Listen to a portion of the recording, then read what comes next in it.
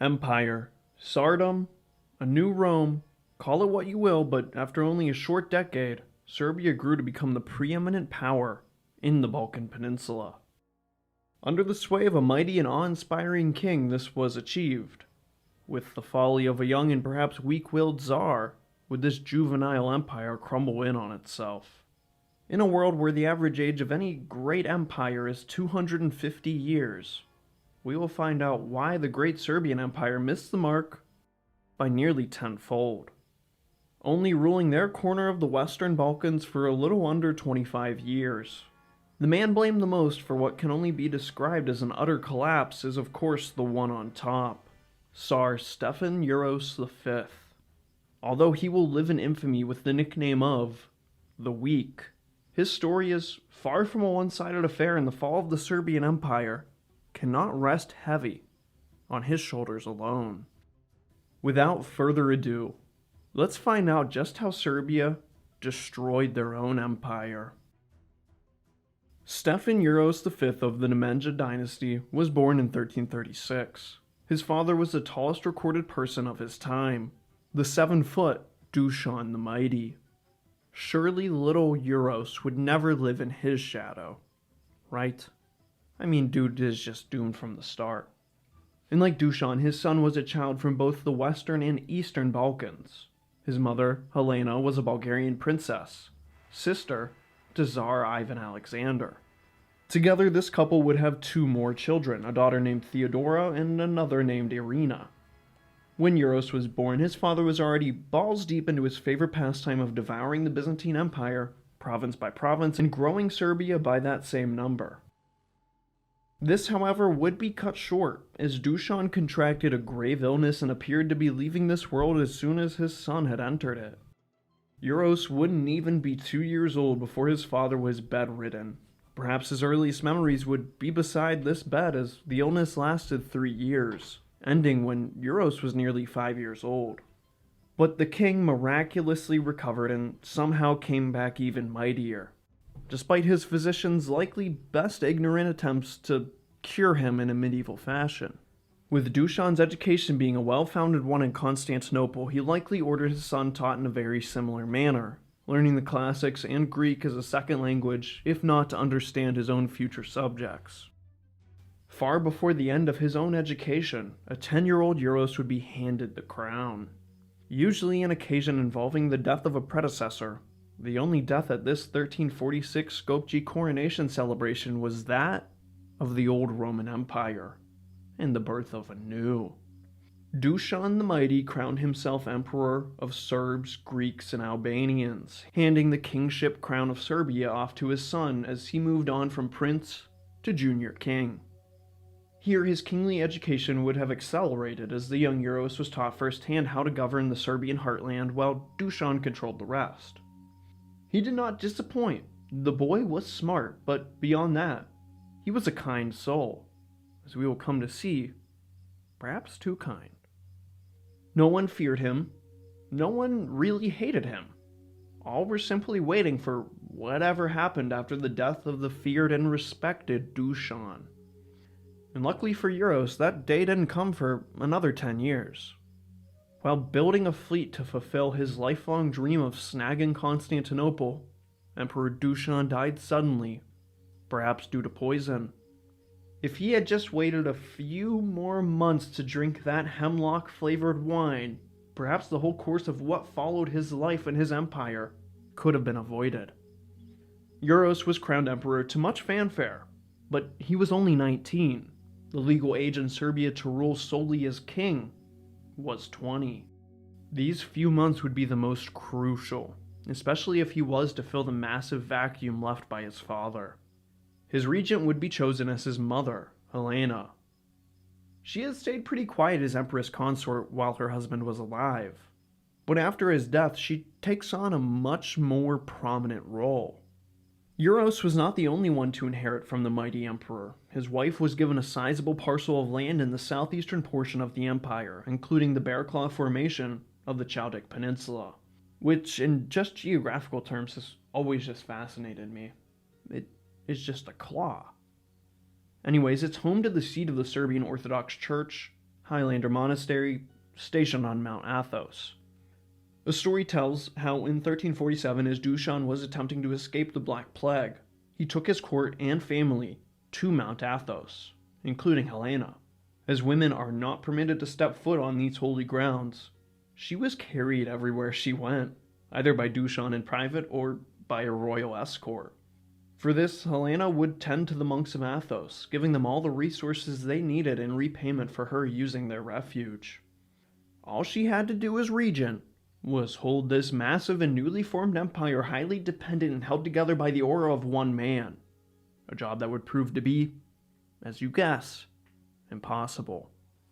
On the other hand, Uroš had a year to perfect his autocratic skills. No pressure. All he had to do was command as much respect as his 7-foot-tall father. Some people are just not cut out for the job that their time and place demands. But Dusan wasn't the only important figure in the Serbian Empire to die in 1355. There was also the unfortunate and untimely death of the young and promising General Preljub, the governor of Thessaly. He was in the midst of fighting a roaming band of Albanian horsemen who were raiding his lands, when he was rather anticlimactically killed by them.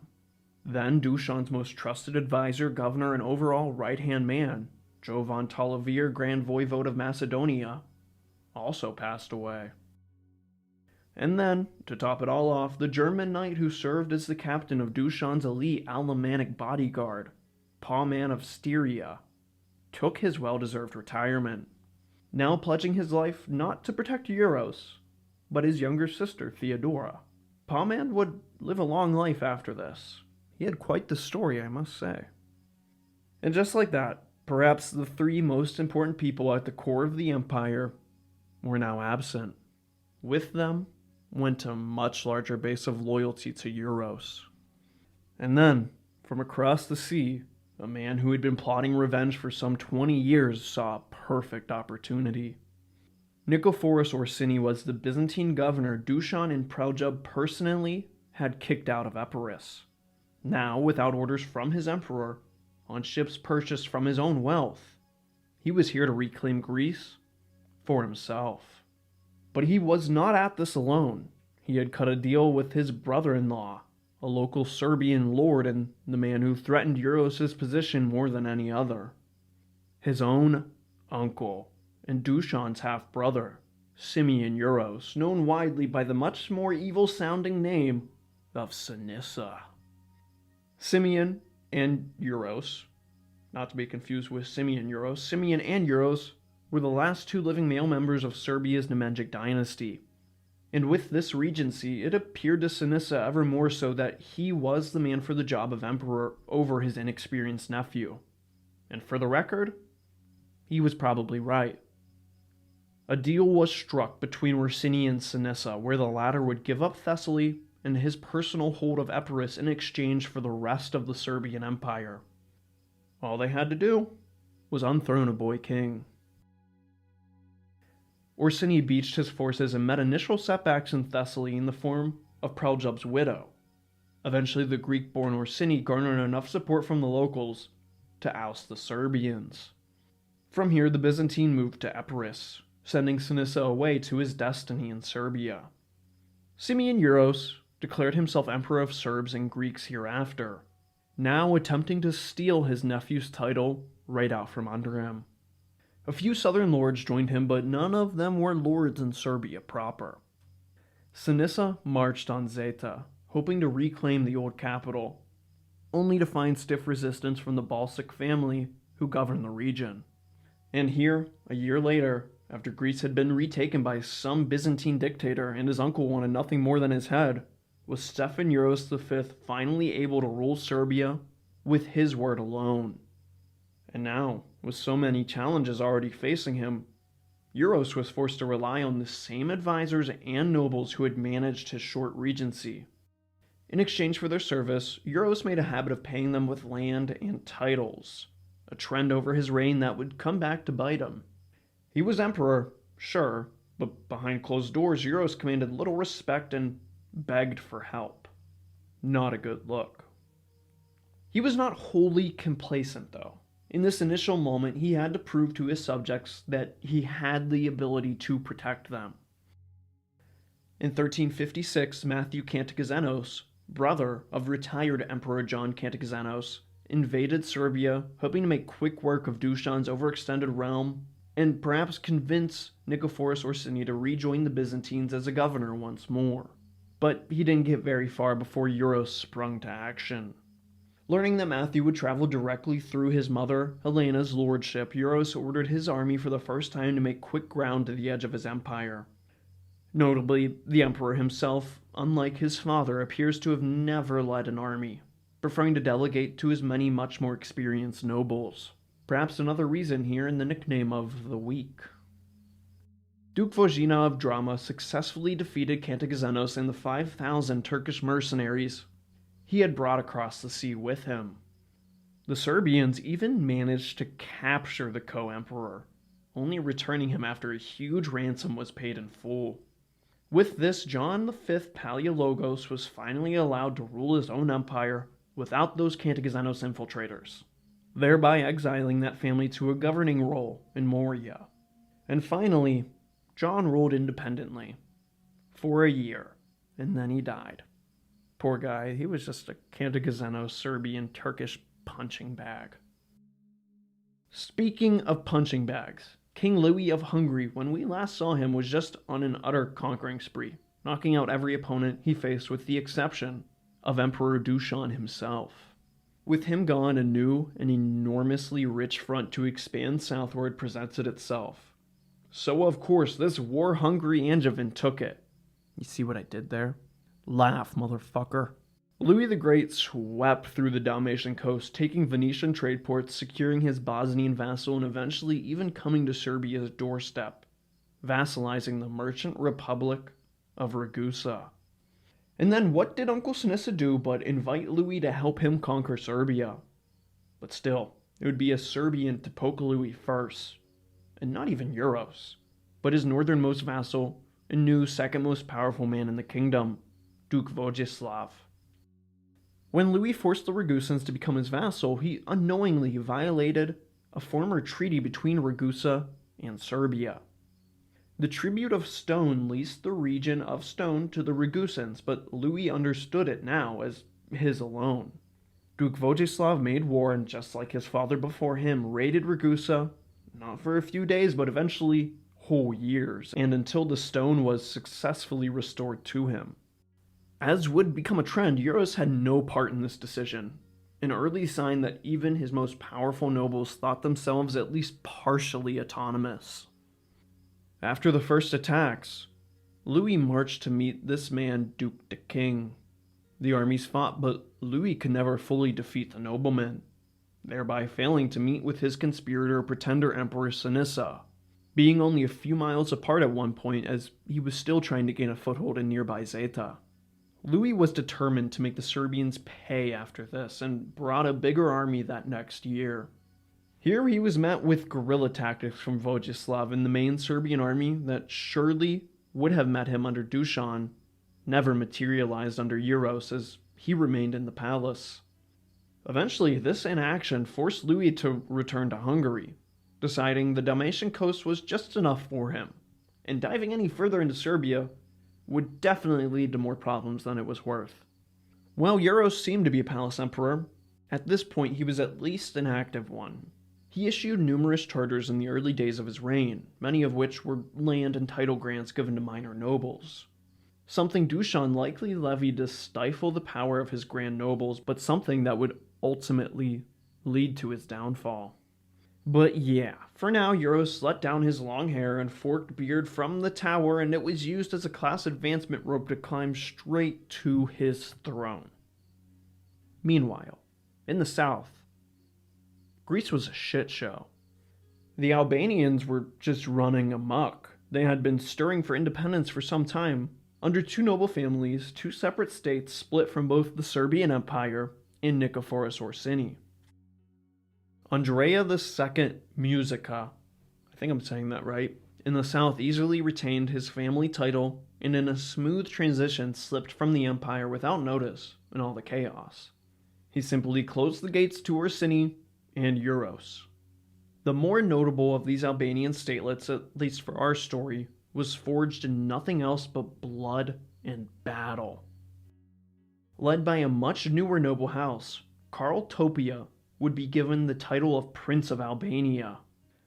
And as always, it's the French. The French appear out of nowhere, as his mother was of Angevin descent from the Kingdom of Naples. To make up for this, Karl Topia did end up kicking the Angevins out of Albania, momentarily. As Nicephorus Orsini made inroads on the region, Karl Topia gathered numerous Albanian nomads and mustered a massive militia. If the Serbians wouldn't deal with him, they would just take care of it themselves. At the Battle of Achilles, the Albanians would utterly crush Nicephorus Orsini and slay yet another ruler of Thessaly. Let's remember, the only reason Orsini invaded is because the Albanians slayed Praljub. They created the problem, and by themselves, ended it. One might think that after this, the Albanians might try their own hand at empire, and at least take some of Epirus. But they never really did. The two states grew, only a little, perhaps content to themselves, or perhaps due to the return of one Simeon Uroš Sinisa. Sinisa, for all his attempts, never gained any serious control over Zeta, so upon learning of Orsini's demise, he returned to basically just step into his place. Seeing as Simeon had at least momentarily given up on the Serbian throne, he began to play significantly more heavy into the Greek side of his bloodline. He was a descendant of Byzantine emperors after all, so he started using his mother's maiden name of Paleologos and became an Eastern Roman pretender instead of a Serbian one. What a fucking scumbag. Oh. With this, he won the support of the Greeks against the Albanians and secured not only Epirus, but also Thessaly for himself. With the Albanians and most of the Greeks out of the Serbian Empire, Uroš's title of Emperor of Serbs, Greeks, and Albanians sounded less and less powerful, all while Uroš was giving ever more powerful titles out like candy. With his uncle now removing his Nemanjic last name, Uroš was now the last of his dynasty. It was paramount and overdue that he marry and have child immediately.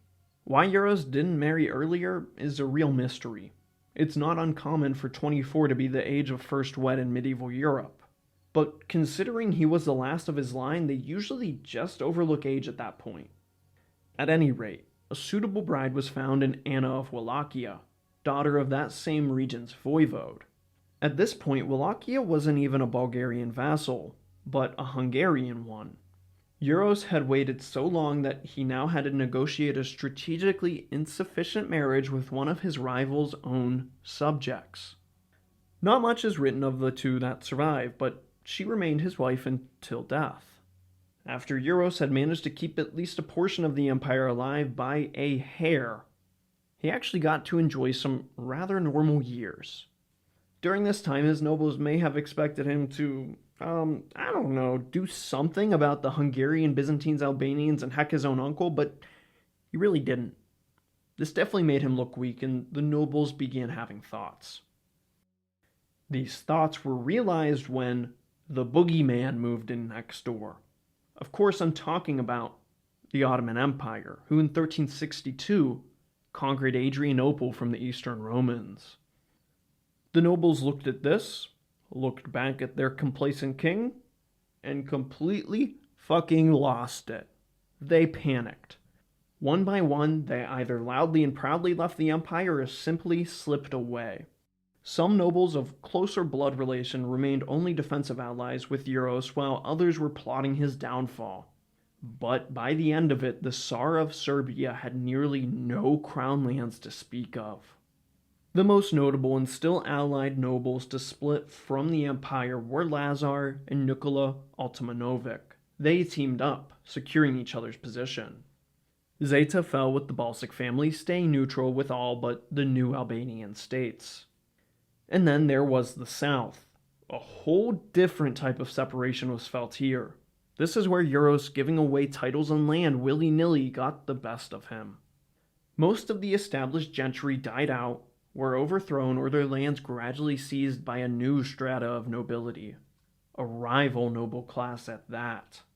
Hailing from Prelep Macedonia, here come the real villains in Uroš' story, the Mirage brothers, Vukašin and Jovan.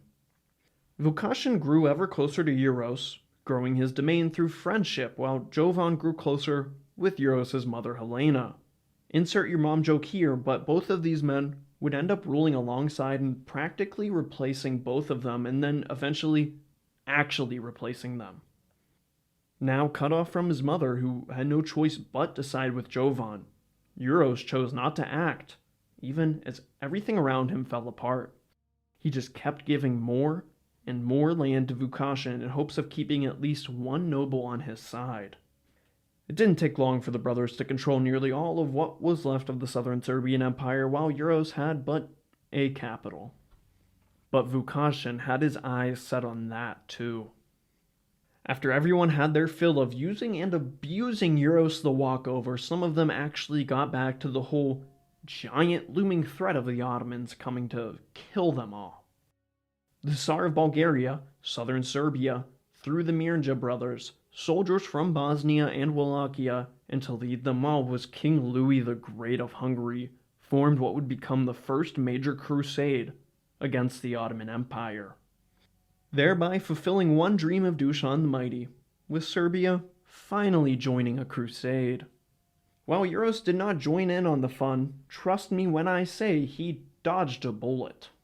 The emboldened crusaders marched to Adrianople and set up camp on the eastern banks of the Maritsa River. Overconfident, with victory assured seeing as the main Turkish army was in Anatolia at the time, the crusaders did not have forward scouts and did not even bother to have a night watch. For many, their first night in Ottoman territory would be their last. A force of only a few thousand, perhaps even hundreds, ambushed tens of thousands of crusaders from all over the Balkan world. Many never woke up, many drowned in the river running, but somehow all four major leaders on the crusader side were lucky enough to make it out alive. But it was clear, Christendom had just bluffed its one chance to defeat the Ottoman Turks before they truly rose to their full power. Vukašin returned to Serbia, perhaps convinced he had to do something more drastic to prepare for the inevitable. Having nothing more to give but his own crown, Uroš split that too with Vukašin, naming him co-king of Serbs and Greeks on equal footing with him. But we all know Uroš had no power anymore outside the few possessions he was allowed to manage. The childless Uroš now had only to wonder who the next king past him and Vukašin must be. In 1367, some hope momentarily came in the return of General Governor Praljub's son, the now all grown up Thomas. He had spent his time around a few Serbian courts around Greece, biding his time until finally striking Simeon Uroš and depriving him of Epirus. Remember, Thomas was a grandson of Dusan the Mighty and seems to inherited only his unsavory traits, as well as his father's talent in battle. He focused his full attention to the Albanians, fighting, capturing, and torturing them to surrender. And then he started calling himself the Albanian Slayer. If you have to call yourself a nickname, then chances are you probably didn't earn it. For all intents and purposes, Thomas appeared to be a merciless tyrant and not interested in coming to save Uroš, Serbia, or anyone unless they wanted to kill some Albanians with him. By this point, Uroš had been firmly beaten into submission. The state of the empire was at conclusion now. Only with him, and with one last opportunity, could Uroš the Weak escape his gilded prison. He was finally going to fight. Not for just his right as sovereign, but for who exactly the next king of Serbia would be after his death. Switching sides now away from Vukašin, with no children and well into his 30s, he wasn't going to have a kid at this point. But maybe, just maybe, he could pass it to a distant family member in the north, instead of the son of the guy who stole his own crown out from under him. Uroš should have done this a long time ago. but I guess now is better than never. And so the man so many called the weak fled and went off to gather any nobles he could, presenting the empty role of Prince of Serbia as an opening to assistance. This stirred the northern bulwarks of Lazar and Nikola Altimanovic to action. As the brothers Mirja gathered their soldiery, they found the largest army anyone could field in Serbia by a long shot. Uroš had few men loyal to him at this point, so he relied heavily on Lazar, whose northern hussars were always stiff to fold. For Altimanovic, he could only bring half his force. The others were holding off a war with Bosnia in the north. Uroš was not leading this combined army, but he was the centerpiece of it. Lazar was likely the one who led. This old and new nobility could not coexist. North versus South, Nemanjic dynasty, or something completely new. This battle was the most important moment in the life of Uroš. His ancestors were watching closely, I'm sure. For the first, and I'm sure not the last time, a field in Kosovo would decide the fate of Serbia. And Uroš completely fucking fumbled it, dude. He got himself captured early on in the battle. Lazar saw this and then retreated. The only brave action that day was endured solely by Nikola Altimanovic and his half-sized force. He fought on, wounded numerous times all over his body until he could fight no more, calling for a retreat. His men dragged him back to the north. Eyewitnesses say he died here, but he probably just had so much blood loss he lost consciousness. Once they patched that up, he was good as new. His abandonment would leave him with a new enemy. Lazar, his supposed ally, had left him for dead, and he would never forget it. With Uroš as a true prisoner of war now, he was likely placed under house arrest, although a pretty light one, seeing as how agreeable Uroš was as a man. With no one to challenge it now, Vukašin appointed his son Marko as Prince of Serbia, thereby officially replacing the Nemanjic dynasty and their 2 centuries of prosperity. Vukašin had some dreams of reunifying the empire here, at least in the south.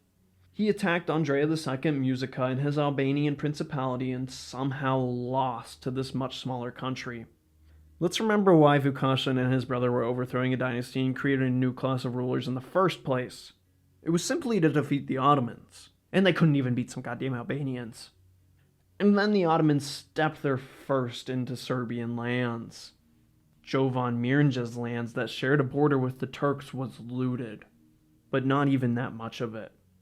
Of the 2 brothers, Jovan, with his closer border, was in charge of creating and leading an offensive to finally scare the Turks from the Balkans. With no support but from their own territories and a minor Albanian lord, the brothers marched to the Maritsa River for a second time in their lives. With no crusade to assist this time, they still fielded an almost equal number to the previous campaign. The fate of Serbia and most of her able-bodied men, let's remember, rested in the hands of 2 brothers who were so foolish to fall for the same trick twice. At this point, Adrianople took the name of Edirne and was now the second and Balkan capital of the Ottoman Empire. Sultan Murad I was fighting in Anatolia with the main army. Another perfect time to strike. This time, Vukašin and Jovan avoided crossing the Maritsa River and stayed on the western bank of it. From here, they were safe to get one last premature party to expel the Ottomans for good. Once everyone was well and drunk, sleeping soundly, maybe some puking in the corner, the Ottomans sprung their trap. Vukašin had failed to use scouts again and only set up a relaxed and half-drunk guard. If he had scouts, he would have found a few thousand Ottomans lurking in a nearby forest, observing their every move. Splitting his force in 2, the Turks slipped into the camp and utter chaos arose. The brothers did not believe it until it was already too late and the Ottomans had made it right outside their tents. Jovan took a small retinue of men and dove into the enemy. The only man to take action against a foe they outnumbered some 10 times over. Instructing his brother to make a break for it and cross the river to safety, here Jovan would give his life. Vukašin made it to the river, but drowned in its dark currents. Most of the Serbian army and that new class of nobility were slaughtered that day, and the Maritsa ran scarlet with their blood. This defeat stamped the final nail in the coffin of the Serbian Empire.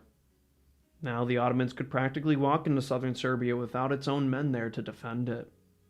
But this did leave Uroš as the sole king, which was very awkward for about 2 months before he died at the age of 35, having no land holdings and no children.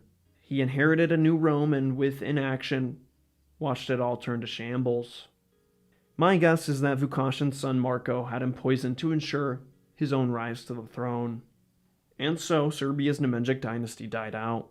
King Marko was not very well respected in his time and failed to bring the nobles under his sway, just like Uroš had. Uroš was proclaimed a saint 211 years after his death for his goodwill alone. I mean, after looking at the life of this guy, I feel like there's every opportunity there that his own nobles or somebody else would have just poisoned him. But he was just such a nice dude that they couldn't. Maybe Marko did, but he was, Marko. He was buried in Jazak Monastery on Fruška Gora Mountain. I share the view that many others do when determining if Uroš was good or bad, mighty or weak. He was a victim of his own goodwill towards others, his charity, his father's massive empire that he left to him, the simple threat of the Ottomans, and most importantly, he was a victim of his time and place. A century ago, Uroš would have been an excellent king of Serbia, and I say that with certainty. But he was simply not emperor material and not ready to step into Dusan's massive shoes. For the Ottomans, they got exactly what they wanted and only made one small raid into Serbia. The Serbian Empire crumbled under its own weight from fear of them, and killed themselves on Turkish sabers on the same river in 2 different ambushes. Uroš, true to his moniker, only weakened a state that was about to face off against what would soon become the most powerful empire in the world. Now the Serbians were left to face them without the guidance of their own emperor, and without their divine dynasty. The Serbian Empire of only almost 25 years will go down in history as one of the largest and shortest lived of its kind. What was supposed to be a third Rome had turned into a straight-up 3rd century crisis version of Rome. So was it Uroš's fault? In my view, the only man who could sustain this specific empire was its founder. And without him holding it up through sheer grit, character, and stature alone, I don't think it would have ever lasted. Uroš appears a scapegoat to preserve Dušan's own glorious legacy and nearsighted approach to the future beyond him. But think about the chaos if Uroš simply walked away from the crown.